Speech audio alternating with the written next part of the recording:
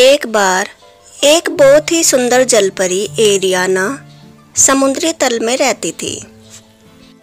Ariana के अंदर ऐसी शक्ति थी कि वह अगर किसी के भी घाव को छूती थी वह तुरंत ही ठीक हो जाता था। इसीलिए एरियाना समुद्र में घूम घूम कर घायल जीवों को ठीक करती थी। इसीलिए सभी समुद्री जीव एरियाना से बहुत प्यार करते थे। पूर्णिमा की रात को एरियाना समुद्र की ऊपरी सतह पर आती थी। पूर्णिमा के चांद की चांदनी को देखना उसे बहुत ही अच्छा लगता था। एक बार एरियाना पूर्णिमा की रात को जब समुद्र की ऊपरी सतह पर आई तब उसे किसी की आवाज़ सुनाई दी। जब वह देखती है दो पिशाच आपस में लड़ रहे थे। एरियाना डरकर छुप जाती है और वह पिशाचनी पिशाच को घायल कर देती है। घायल होकर पिशाच आकर एक चट्टान पर गिर जाता है। अरे ये तो पिशाच है, इनकी प्रजाति तो बहुत ही खतरनाक होती है। मुझे अंदर समुद्र में चले जाना चाहिए। फिर भी ये बहुत घायल है, मैं इसे एक बार देख लेती हूँ। नहीं, कभी ये मुझे कोई नुकसान पहुँचा दे।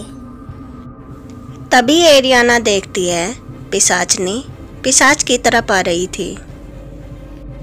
एरियाना अपनी दयालु प्रवृत्ति के कारण पिशाच को लेकर अंदर समुद्र में चली जाती है और उस पिशाच के घावों को ठीक करती है। कौन हो तुम और क्या कर रही हो?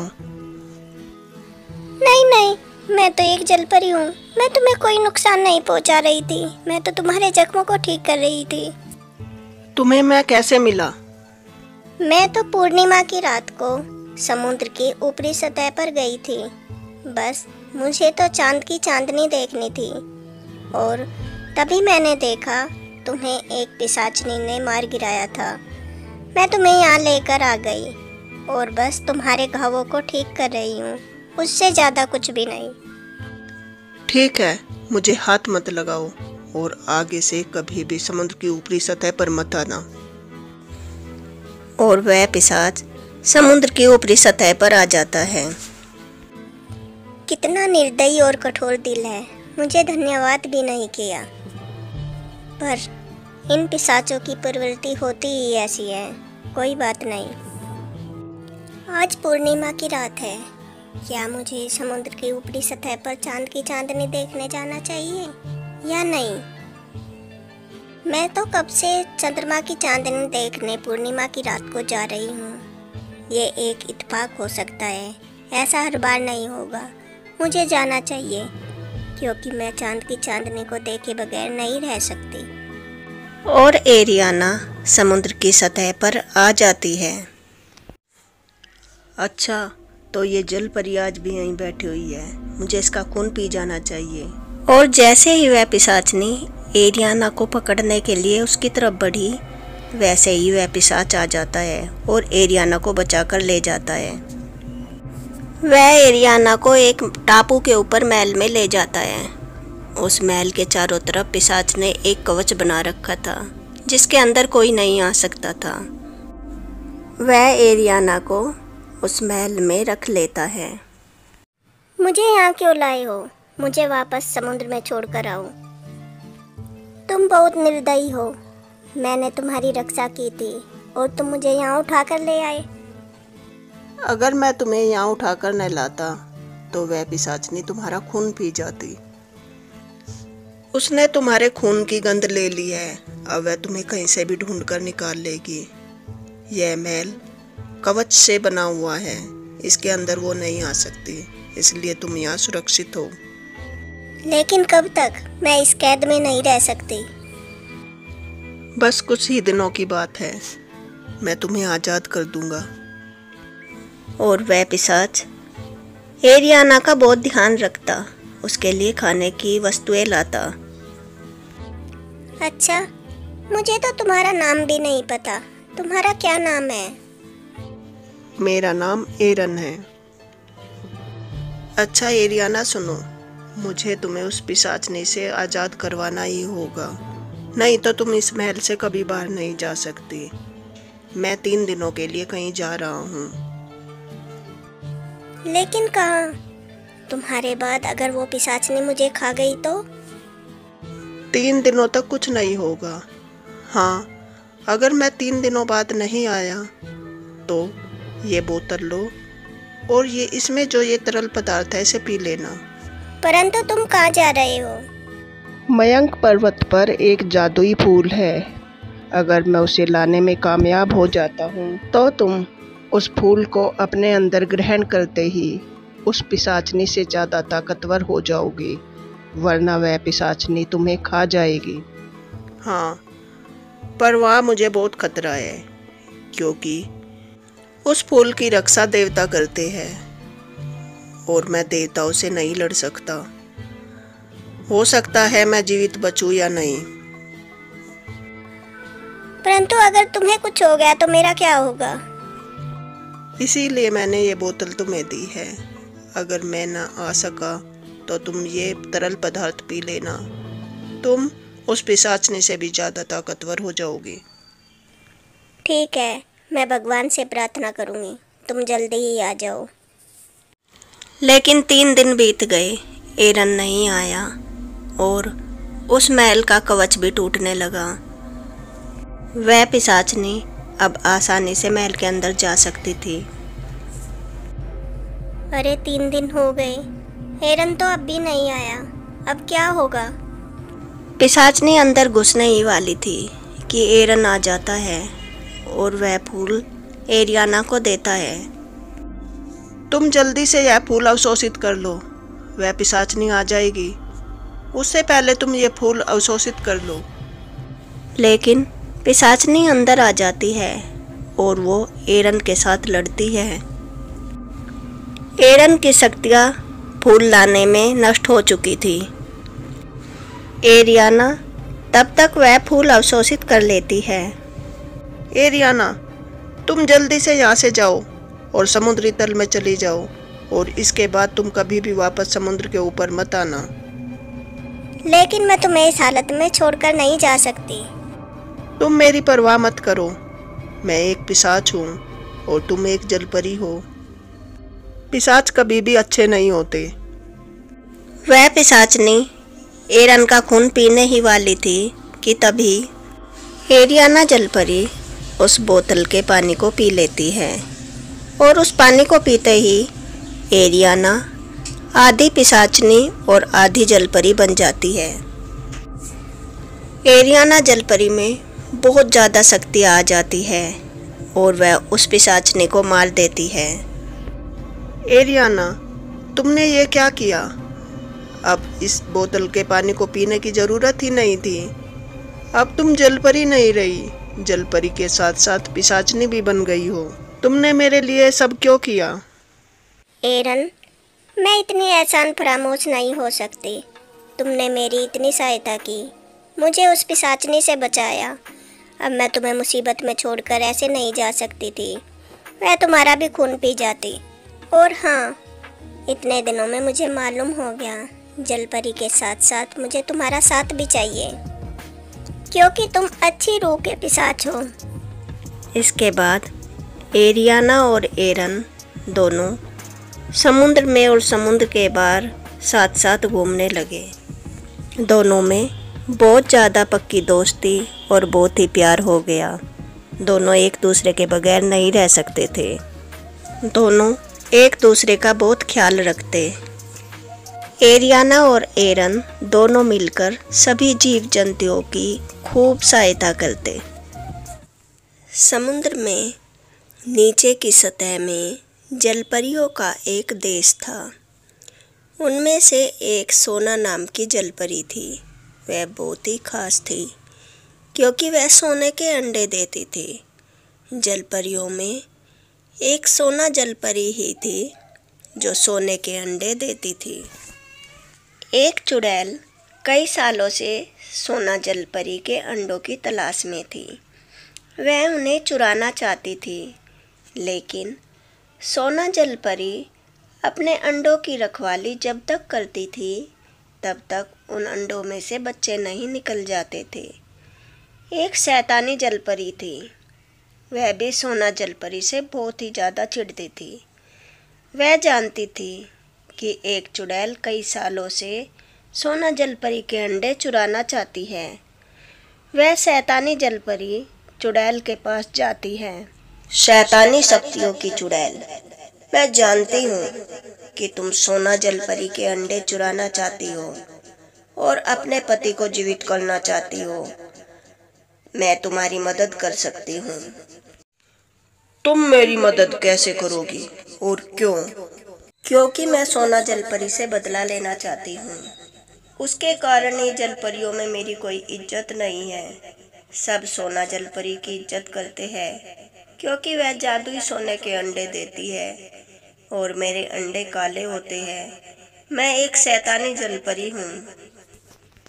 इसके बाद शैतानी जलपरी चुड़ैल के साथ मिलकर सोना जलपरी के अंडे चुराने का षड्यंत्र बनाती है। फिर चुड़ैल जाकर जलपरी के सोने के अंडे चुराने वाली थी कि शैतानी जलपरी उस चुड़ैल को भगा देती है। मोहिनी जलपरी, तुम तो बहुत अच्छी हो। तुमने मेरे अंडों की चुड़ैल से रक्षा की। अब मैं तुम पर भरोसा कर सकती हूँ। मुझे बहुत ज़रूरी काम है। मुझे महारानी से मिलने जाना है। जब तक तुम मेरे अंडों की रक्षा कर सकती हो। हाँ हाँ, क्यों नहीं। तुम बेफिक्र होकर चली जाओ। मैं इन अंडों का तुमसे भी ज़्यादा ख्याल रखूंगी। और जैसे ही सोना जलपरी वहाँ से जाती है, वैसे ही मोहिनी जलपरी अंडों को ले जाकर चुड़ैल को दे देती है। लो, ये अंडे लो। इनसे अब तुम अपने पति को जीवित कर सकती हो। चुड़ैल वह अंडे लेकर अपने पति के पास जाती है और उन 5 अंडों को तोड़ती है। उन अंडों में से छोटी छोटी जलपरियाँ निकलती है। चुड़ैल उन जलपरियों के अंदर से शक्ति खींच लेती है और उस शक्ति से अपने पति को जीवित कर देती है। जैसे ही उसका पति जीवित होता है, वे जलपरी के बच्चे पत्थर के बन जाते हैं। जलपरी जैसे ही अपने अंडों के पास आती है, वहाँ से उसके बच्चे गायब थे। ओह, मैंने ये क्या कर दिया। शैतानी जलपरी को अपने अंडों की निगरानी करने के लिए कह दिया और वह उन्हें चुरा कर ले गई। अब मैं क्या करूं? इसके बाद सोना जलपरी जलपरियों की देवी के पास जाती है। हे जलपरियों की देवी, मेरे बच्चों की रक्षा करो। उन्हें शैतानी जलपरी चुरा कर ले गई है। सोना जलपरी, तुम्हारे बच्चे चुड़ैल के पास हैं। मोहिनी जलपरी ने उन सोने के अंडों को चुड़ैल को दे दिया है। चुड़ैल ने तुम्हारे बच्चों की शक्तियाँ लेकर अपने पति को जीवित कर लिया है और तुम्हारे बच्चे पत्थर के बन गए हैं। हे देवी, अब मैं क्या करूं? मेरे बच्चों को बचा लो। सोना जलपरी, लो, ये जादुई मोती लो और इसकी शक्ति से तुम जाकर चुड़ैल और शैतान को ख़त्म कर दो और दोनों के मरते ही तुम्हारे बच्चे पत्थर से इंसान बन जाएंगे। सोना जलपरी मोती की शक्ति से जहाँ चुड़ैल थी वहाँ जाती है और वहाँ जाकर चुड़ैल और शैतान को ख़त्म कर देती है और उसके बच्चे जीवित हो जाते हैं। वह अपने बच्चों को वापस लेकर अपने घर आ जाती है। इसके बाद सोना जलपरी महारानी के पास जाकर मोहिनी जलपरी की सारी करतूतें बताती है। अब महारानी मोहिनी जलपरी को कैद करवा देती है। सोना जलपरी अपने बच्चों के साथ खुशी खुशी जललोक में रहने लगती है। 3 जलपरी सहेलियों की कहानी। 3 जलपरी सहेलियाँ थी। उनमें से रूपल जलपरी बहुत ही अच्छे स्वभाव की थी। वह अपनी दोनों सहेलियों से बहुत ही प्यार करती थी, परंतु उसकी दोनों जलपरी सहेलियाँ सोनल और मोनल रूपल की पीठ पीछे बहुत बुराई करती थी। ये रूपल मुझे बिल्कुल भी पसंद नहीं। बनी फिरती है दयालुता की देवी। हाँ, मुझे भी ये बिल्कुल पसंद नहीं। रूपल उन दोनों की बातें सुन लेती है और उदास होकर झील के किनारे आ जाती है और उदास मन से वहां बैठ जाती है।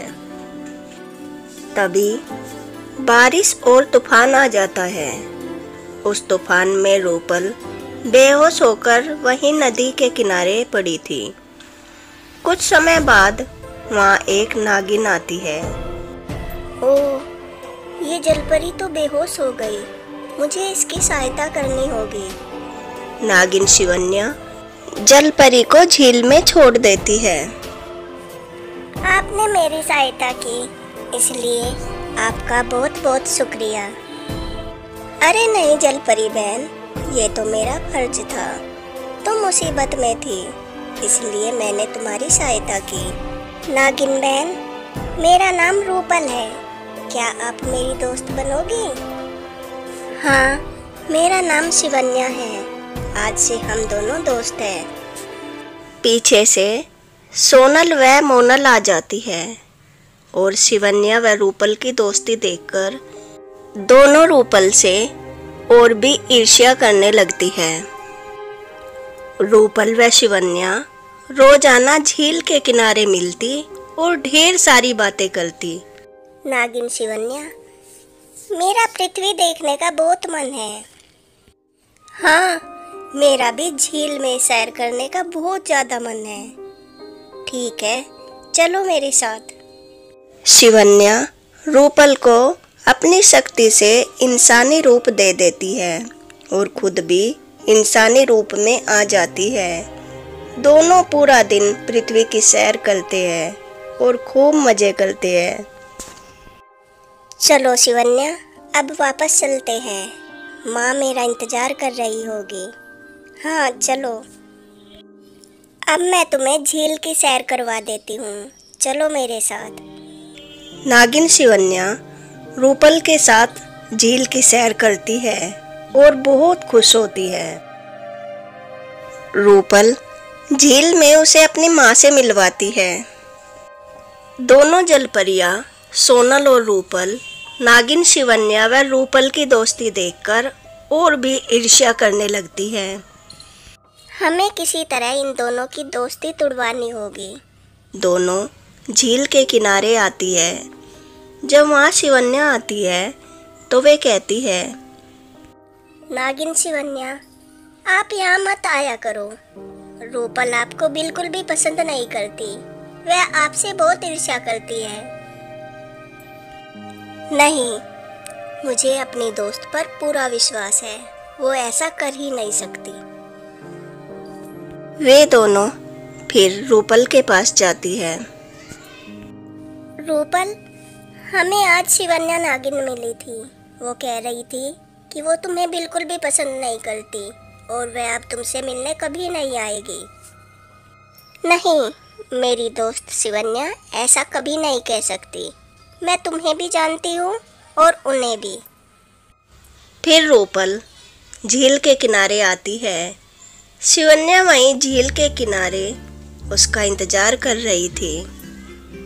मुझे पूरा विश्वास था तुम जरूर आओगी। तुम मेरे साथ ऐसा नहीं कर सकती।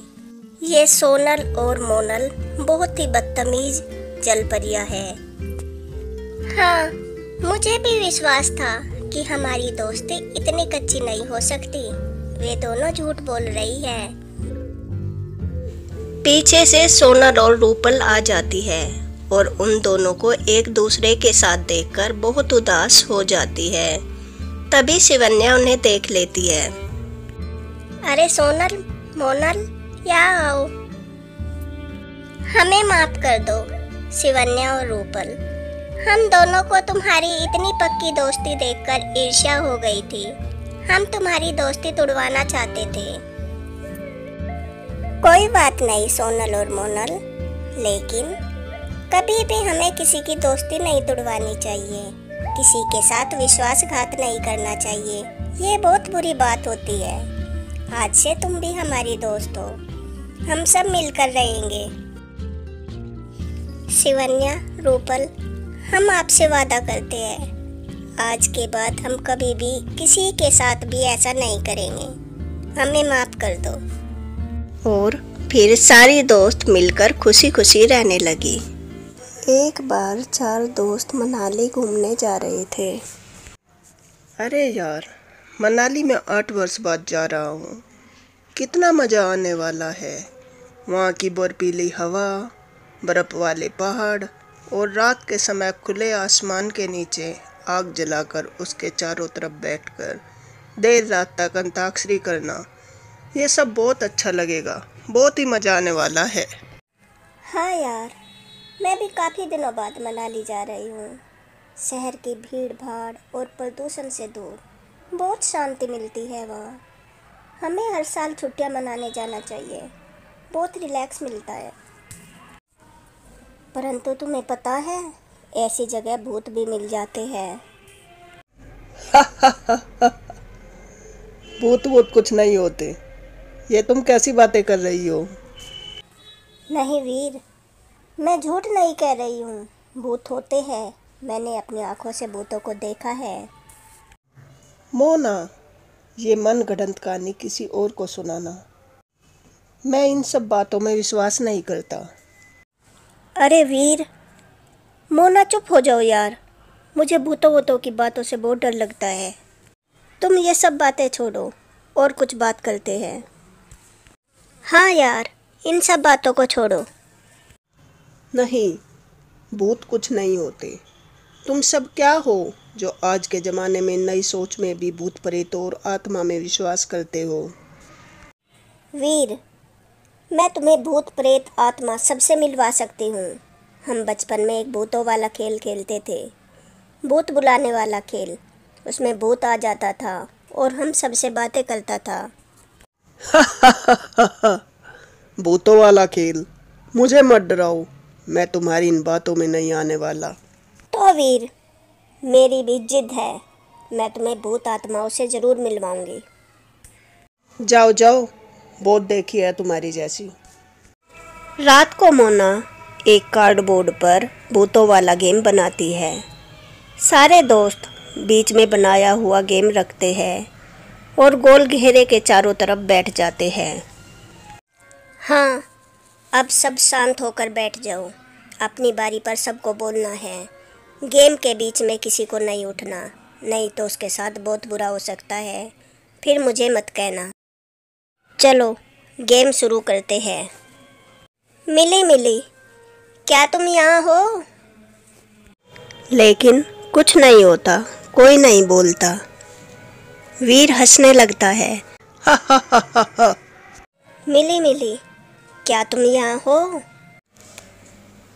तभी कार्डबोर्ड पर एरो घूमकर यश पर आ जाता है और सब बहुत डर जाते हैं। अरे ये क्या है? मोना, ये बंद करो, मुझे बहुत डर लग रहा है। नहीं, ये मोना की कोई तरकीब होगी, कुछ नहीं होगा। अंजलि, अब तुम्हारी बारी। मिली मिली, क्या तुम यहाँ हो? और फिर एरो घूमकर यश पर आ जाता है। वीर, अब तुम्हारी बारी। मिली मिली, क्या तुम यहाँ हो? इस बार एरो नहीं घूमता। देखो, कुछ नहीं है। मैं कह रहा था ना, ये मोना की कोई चाल है। मिली मिली, क्या तुम भूत हो? मिली मिली, क्या तुम आत्मा हो? क्या तुम पागल हो? लेकिन जब भी कुछ नहीं होता। देखो, मैंने कहा था ना, कुछ नहीं है। और वीर गेम के बीच में से उठ जाता है। तभी कमरे में गड़गड़ाहट की आवाज़ होती है। सब सामान गड़गड़ हिलने लगता है। लाइटें बंद हो जाती है। सब बहुत डर जाते हैं। मैंने मना किया था ना तुम्हें गेम के बीच में से उठने को। तभी एक भयानक चुड़ैल आती है और वीर का गला पकड़कर उसे धरती पर पटक देती है। वीर एक ही बार में बेहोश हो जाता है। मिली मिली, छोड़ दो, हमारे दोस्त को छोड़ दो, इसे माफ़ कर दो। है, अब की बार मैं इसे छोड़ रही हूँ, आगे से ऐसी गलती मत करना। और वह चुड़ैल गायब हो जाती है। और सुबह जब वीर को होश आता है, उसे रात वाली सारी बातें याद आती है। मुझे माफ़ कर दो मोना, मुझसे गलती हो गई। और हाँ, अब चलो घर वापस चलते हैं। सभी दोस्त बहुत डर गए थे और अपने अपने घर वापस आने के लिए निकल आते हैं। अगर आपको यह कहानी पसंद आई है तो कहानी को लाइक करें और एक कमेंट भी ज़रूर करें। और ऐसी ही नई नई कहानियाँ सुनने के लिए मेरे चैनल को लाइक एंड सब्सक्राइब करें। Thanks for watching.